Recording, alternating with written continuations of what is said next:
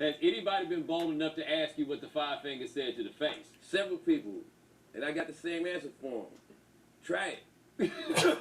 How y'all doing? Welcome. Listen, we have some beautiful comedic content today, and all I really wanted today was some comedic relief, and I'm pretty sure that's why you clicked on this video. But before I start this video, I need you to go ahead and subscribe. We do beautiful things. We grow over here all the time, and I would love to have you do those things with us. Now, with that being said, R.I.P. Charlie Murphy, let's get into the minutes. A woman said, "Hey, you can't talk like that around here." I was like, "Really?" And I walked in here and said, "Comedy club above the door, not tabernacle."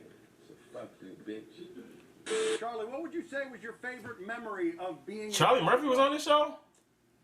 My favorite memory of being a bodyguard was probably whipping somebody's ass. I don't know. I'm gonna say, what you think? That's part of the job.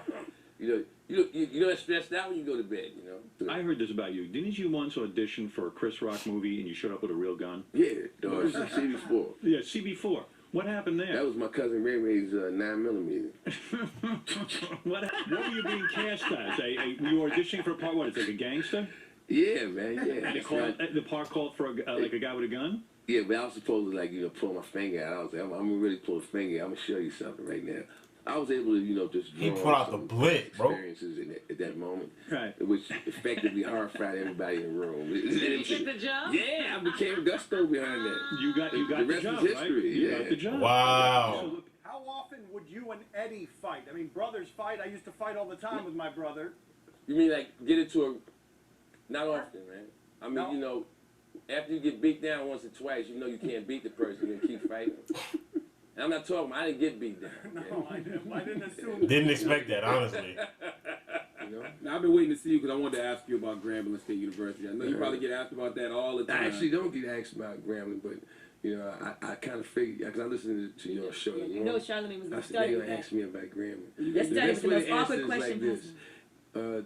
Let's tell people what happened first. You got booed, I got booed, yeah. and then you And then I told everybody kiss your ass. kiss my.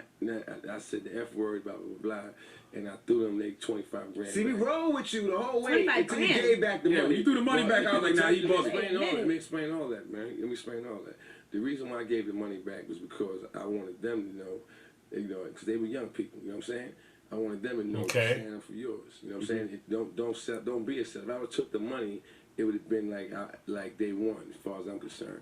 Okay. I didn't feel that what they did was warranted or right, so it was like, yo, you can keep your money because tomorrow I'm going to make this money again anyway. You know what I'm saying? It's not like when you see me, they go, well, this is the only show he's doing this year. I did 270 shows before Grambling the same year, okay? And Grambling happened in November. Since November to now, we in May already. Okay, I probably do like another 150 shows. Because when you're going for weekends, you're doing 6 shows or 6 to 10 shows over a weekend. Grambling, or the people that go to GSU, seem to think that, that what they did was, damage me or whatever. Because if you look on Twitter, you see them all, oh yeah, Charlie Murphy, I booed you, blah, blah, blah. Yeah, nobody would be talking about you if you didn't have that to say, because that's all you've done. Right. I've been working since then, clocking dope. You know what I'm saying? I threw what none of them making the Bro, I'm not gonna lie. to them. And I honestly didn't expect a serious clip like this. He just spitting some game. like the next Well, day, I was in, if you ask me, a gangster, a gangster got game, bro. in Vegas at the House of Blues, and I got a standing ovation. With the same set problem. Nobody brings that up. We booed you. So what? But So somebody what? The tell me reality is this: you are in college, okay? You may do something with your life. That's reality. I was wondering where that was going. It was a long clip. I was wondering where that clip was going. Co-creator of the Chappelle Show. He tells this story about you, that there was an actual situation where you grabbed a Tech 9 off a dresser and you were going to deal with a situation of some sort, and your brother Eddie says, hey Charlie, you know this isn't a movie, right? You know that this is real what you're doing right now. Look at that look on his face. You remember the details of that story? Yeah, I What remember happened the details of that story, man. I don't really want to go into the details of that story, because the person who was involved in the story with me and that person have resolved our issues. For me to come on television and bring it back up and make a joke about it, because it wasn't a joke when it happened.